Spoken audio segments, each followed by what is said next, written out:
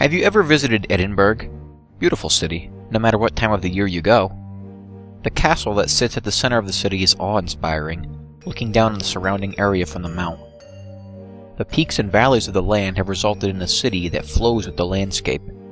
Streets that surround can be steep, with the numerous sprawling alleyways even steeper. It is here that we find Flesh Market Close. It could be mistaken for any other darkened causeway in the city. It sits among the shops and tourist traps, relatively non-threatening, and can be used as a shortcut to get down to the station if you are in a hurry. The name has been justified, through some who point out that flesh markets were a local term for butchers, and through others who suggest it's a hangout of women of the first vocation. These are incorrect.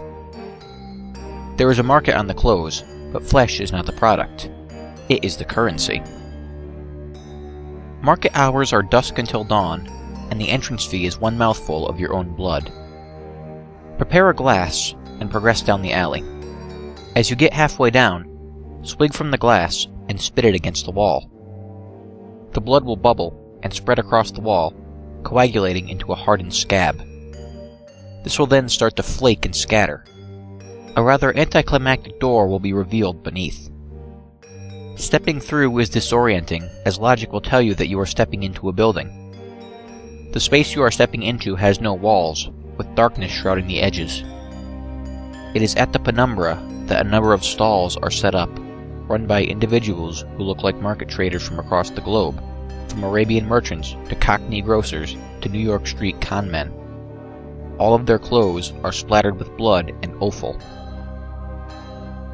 These figures will entice you to come speak with them, and will gesture to numerous signs around their stalls regarding the sales they are currently having.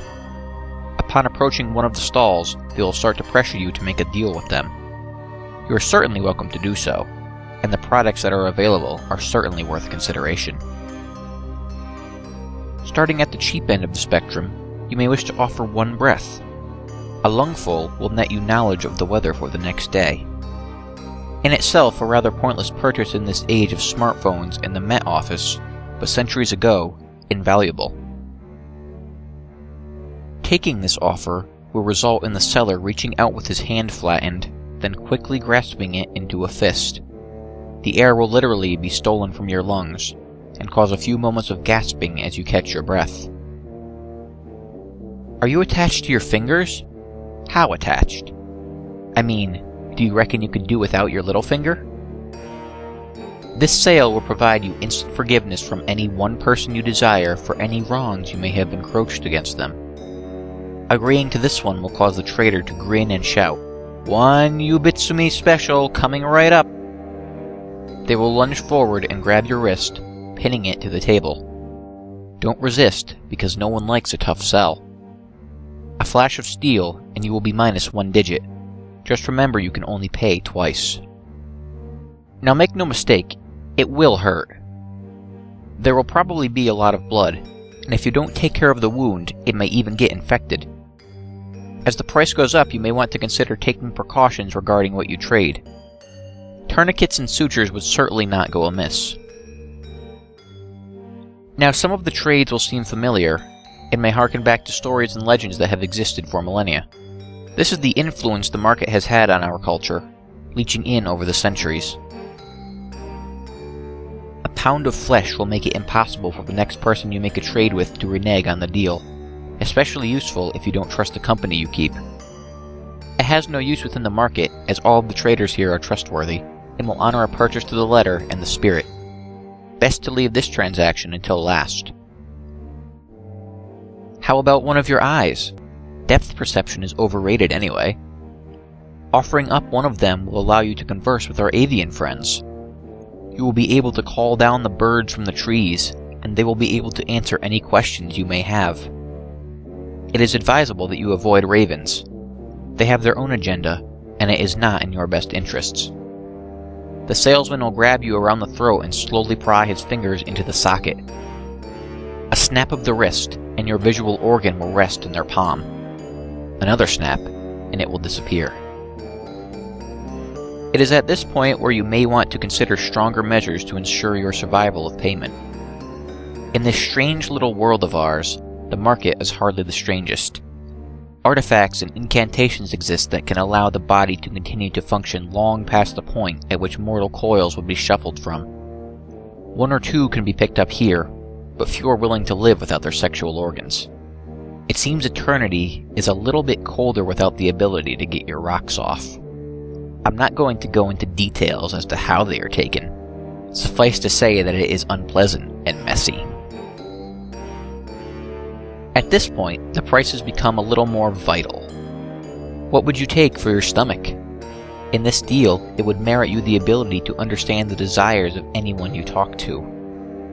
Whilst you converse with them, your mind will be filled with the images of that which they covet the most. This would provide a significant advantage to any budding salesman, and the deal has been taken up by several of the stallholders themselves. Some may argue that such a gift would be more poetically suited to the heart. That vascular muscle, however, is a part of an altogether different deal. By bartering with your heart, you can guarantee the happiness of any given individual for the rest of their life, however long that may be. The removal of these types of organs can be significantly painful, but the dealers will allow you a moment to prepare yourself before they will produce a short, keen blade. One practiced swipe later, and they will be digging into your tissues. They have unerring accuracy, and a level of cleanliness that rivals any surgeon. Now, it is acknowledged in some places that once the deal has been sealed, a buyer may have second thoughts and may want to back out. This is not one of those places. Most of the contract is left unspoken, but you are expected to have done your research. The buyout clauses are a killer. Whilst most of the body can be put on the table, there are limitations. The fact of the matter is that the brain is the seat of sentience, and cannot be fully placed in. I say fully. There is one individual who offered to lobotomize the part of the brain that holds memory as part of the deal. The problem is he cannot remember what it is he received in return. I hear he suffered night terrors for the rest of his days. Now at this point, I offer up a warning. Up until now, I have detailed the price list for your own body parts. Whatever you do, do not attempt to purchase anything in the market with organs of another. Every figure in the market will stop and stare at you, and the one you attempted to defraud will scream, "That is not yours to trade!" Whatever it is you have tried to barter with, the body part will be taken from you as punishment. A very literal eye for an eye. Despite whatever theological perspectives you may hold, offering your own soul will elicit the same result. There have been many theories postulated for this response, but the honest answer is we just don't know. The market has been trading in blood and bone for as long as civilization has existed, though the entrance has moved from city to city. Many have visited and shook hands with the butchers, though not quite as many got those hands back.